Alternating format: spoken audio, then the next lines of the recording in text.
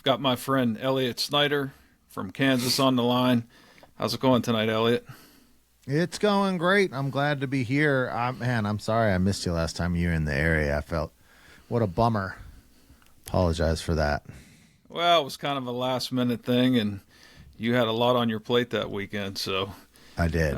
we'll catch you next time for sure. Yeah. That sucks that didn't align properly. There'd be very few times that we couldn't make something happen. Yeah. Well, that was kind of a time frame where you were kind of struggling, and a lot of people in your area were struggling, waiting for the mallards to show up. That's why I wanted to have you jump back on. I wanted to kind of get a quick Central Flyway update for your area, and just a quick season recap. How's things been going for you? Well, we're finally getting a normal winter weather pattern. I mean, it's been, I don't know, I'd have to look back, but it seems like it's been years and years and years since we've had ice in November. And so we had some ice in November, and we're in that cycle now where every week we get 2 or 3 days where the shallow water marshes are frozen, and then they're opening back up. And anytime that you get in that cycle, that it keeps the birds fresh. So you don't have to have massive cold fronts at that point. You just have to have birds not figuring everything out. And so when you get the shallow water marshes frozen for 2 or 3 days, they thaw back up. It's like the birds are fresh without ever migrating in. So when we go in a cycle like that, it's good times for everybody. Okay. So you had a couple of hunts that weren't quite up to your standards, and then within the last couple of weeks, things kind of broke open for you. Yeah, definitely. We went through a bad time. I think I shot 2 birds in 5 or 6 hunts, and man, I'm not a limit dependent hunter, but I am a kill dependent hunter. I can't go and just get skunked multiple times, especially when I see all sorts of people around me that are doing well and I'm not doing well. It's just really frustrating to me. And so, yeah, that was it was really getting on my nerves about the last time, because a couple times we went to the place that I took you the second day, which we had been really doing well out there, which is the craziest thing. We went out there and the water was way down, and there was thousands of green-winged teal with some big ducks and some mallards and some pintails. And then that thing picked up like 8-9 inches of water, and something about that change. Like, I know for the green-winged teal, the mudflats went away, and I'm sure that's what it was, but it was crazy because birds just vanished from that place. So I was expecting to just lean on that place all year long. Not every hunt, but, when you get hunts where like, well, the regular places are kind of overpressured and the birds are stale, this is where I'm going, and that place just dried up. I don't know. We went there 2 times in a row and got blanked both times. And so I don't know if we'll go back because, it's hard to get there, hard to get in there. And it's like you can't scout it ahead of time. So it's hard to go, So that was a big part of that section of time where we didn't do very well. Okay. Is that kind of comparable, that time frame comparable to your success or lack of success with other years, or was it a little bit slower than normal?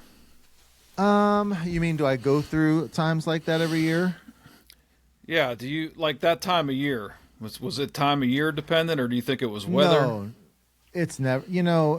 It's everything's so weather dependent that there's never really a time of the year that's normal. I mean, we've had early Novembers where we're just crushing mallards, and then and then maybe a couple years later, we're not shooting mallards till December. So it's really not calendar dependent for the mallards.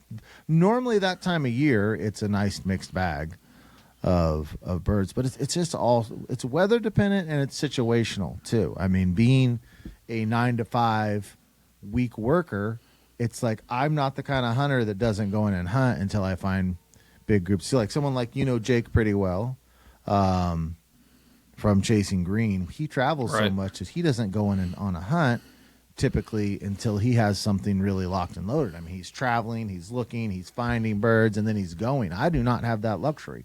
I have to make a blind decision a lot of the times. Now, I've got a great calling network of people that I can kind of have an idea, but still, I mean, from marsh to marsh to marsh, like one of the mornings I got zeroed, I went to the other place that I took you, which is a nice little place. I fully expected that place to be good that day. And I heard people shooting at other places, like really shooting a lot at other places. I just picked the wrong spot. And Right. so, because I have to go on all of the off-season scouting and the water level scouting, plus the weather, has to be my formula to where I'm going to hunt versus someone who has more time in their schedule. They're glassing, they're finding the birds, and then they don't go in until they find them. It's just it's a different thing. So, which makes my success levels, the way I do it, is not as high as success levels because it's you're not seeing birds when you hunt them. I just can't scout. I've got my Saturday and maybe my Sunday. I can't. Sure. There's nothing I can do. I don't have Friday off. I don't have Monday off. So you just have to do it that way. And with that, you can make bad decisions, or the ducks just aren't using that particular marsh on that day. And that's kind of what happened during that time frame. Okay. It was just a lot of missing them. Sure. A lot of hearing other people shooting, but it wasn't us shooting. It was just kind of situational. So, when you were able to start having some more successful hunts, was it something that you were changing up, or was it just a waiting game, just waiting for more birds to come in the area? Some of it is just situational. I mean, it's like, oh, we ran into them. But when the hunt that broke it open, where Elijah shot his first mallard limit, I don't know if you've even seen this video or not. Yeah. Because it's not on YouTube. But where we shot a limit of mallards, we went out the morning to the place I was talking about that I took you. And again, I was like dead set we were probably going to do well. It sucked. And so we were coming out of there and we're just sitting there like, well, we're not done. We don't want to just go home. What can we do? Where can we go? And so at that, sometimes I'm just like, hey, I'm going to the number one food source that I know. And that's what we did. Like, okay, I'm not quite sure what decision we should make, but I know what the number one best food source is, and that also means that's a more pressured marsh. And we went in there in the afternoon and got lucky. We were the only people in there, because those types of places that are heavy food, great food but heavy on the pressure, if you go in there in the afternoon and you're the only ones there, you'll probably do pretty well. If you go in there and there's one or two other groups, it can just kill you. It can just, right. Whether they're not hidden enough, or whether they're overcalling, or whether they're just the ducks like their spot better. You had it, but we got lucky in that we were the only ones there, and so every duck that came into the marsh, we were the only game for them with the calling. And these ducks were really, really callable, and so that was the choice. It's just like, this is the best marsh I know of as far as consistent ducks, and plenty of food. So there's where we're going. Okay. So what's going to be your approach over these next couple of weeks here, figure through the end of December? Right. Well, we've got the Patreon hunt giveaway winners coming in this weekend. And so that's 3 hunts in a row. I'm doing a Friday, and then with Ben at the Flight Day Ammunition, or Flight Day Ammo, Myers Family Farms. So it'll be 3 hunts in a row there this weekend. And then the following, I'm off from the 20th to like the 6th of January, and I have no idea what I'll do then. Okay. That'll just be play it by ear, accumulating information and looking at what the weather's doing and all of that.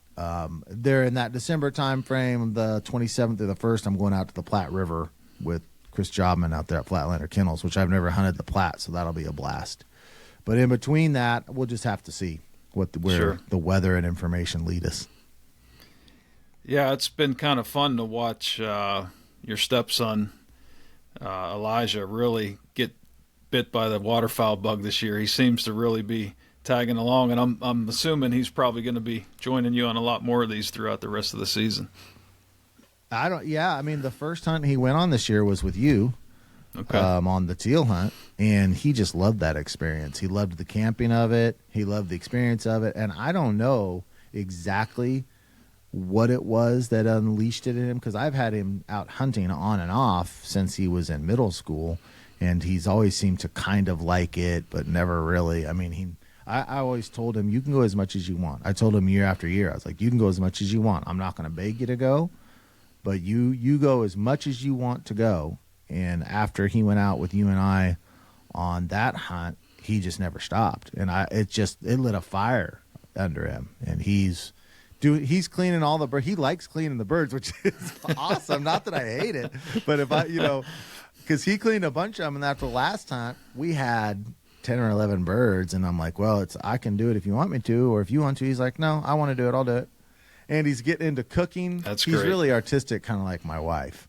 Yeah. So he's like getting into the cooking and doing it. He actually got my wife to eat duck, which I couldn't even believe it. So yeah, Wow. I don't know exactly what unlocked this in him, but it's been wonderful. It's really been great to have him. He's there, like, he has not skipped a single hunt. He's going to have to miss this weekend because we have the Patreon guys coming in, but he doesn't want to. He has not one time not gone. So I don't know. It's great. I'm not quite sure what the formula was that caused it, but I'm enjoying it. Yeah, it's fun to watch. So you talk a lot about hunting satisfaction, and I wanted to get your input on that. What would you say out of 10? Where's your hunting satisfaction at for this season so far? Really high. There has been a lot of great adventures. We've been doing more of the tent cotting this year. The trip that I went on to the same area that you went to, which now, I mean, I wasn't joking when I said how beautiful it was I? No, not at all. That place was awesome. Place. Yeah, spectacular for sure. place. So there's that trip. This is really high on the satisfaction scale this year, minus the little slump. But sometimes the slumps actually maximize the satisfaction, because that hunt Elijah and I had where we shot our mallard limit, I mean, the satisfaction rating on that after a bad slump was through the roof. Yeah. Because it was a fun hunt no matter what, but after you're coming out of that, just like seems like everything's going wrong. You can't get into him, and then you do get into him, man, it's like the satisfaction goes through the roof. So if I were to give this, man, I'd have to really think about it. If I gave the overall season a satisfaction rating, it would at least be an 8. We'll see at the end. I'd like to kill a few more mallards. But there has been I should go back and score them, because hopefully next year I'll have that on the app where you can, after your hunt, you'll have a 0 out of 10 satisfaction rating score. Yeah. And it would be interesting to me to go hunt by hunt and see what I'm averaging. Anytime this is true with birds per hunt average or shooting, anytime you put a 0 or grades, anytime you put a 0 by something, like I shot 0 birds, that average drops really, really fast. So certainly during that bad stretch, there would have been some 0s for satisfaction score. Right. On those ones. But other than that little stretch, I'd say the satisfaction is probably like a 9 this year. It's been a really, really enjoyable year. That's great. So switching over to the weather overall so far this season, what would you give that out of 10?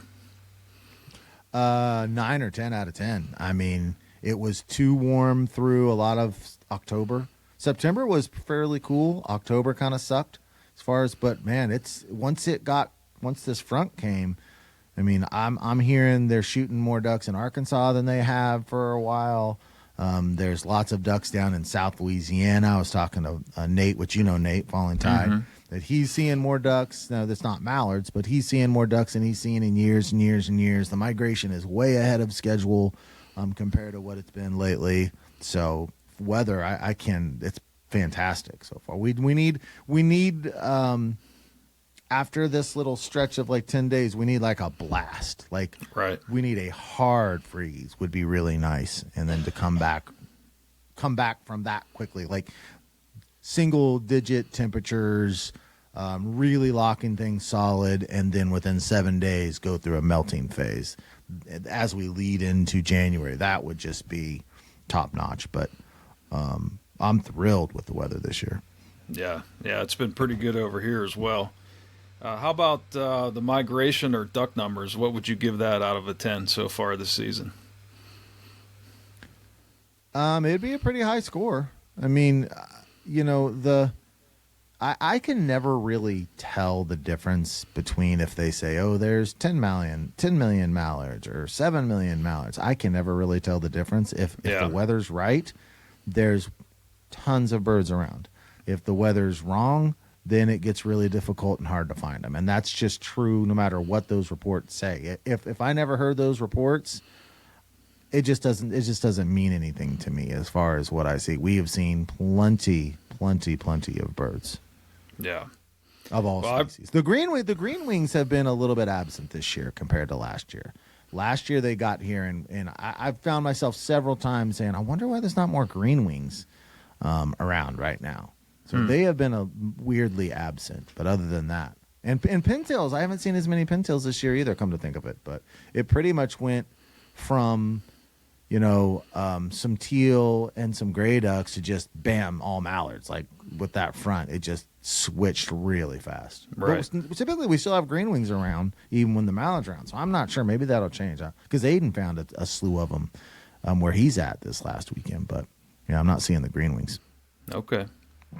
Well, I appreciate you taking time to jump on and give us that update. I've been having a blast using the North American Waterfowler app. I want to give you a second to talk a little bit about that and plug anything else you got going on with all your videos and everything.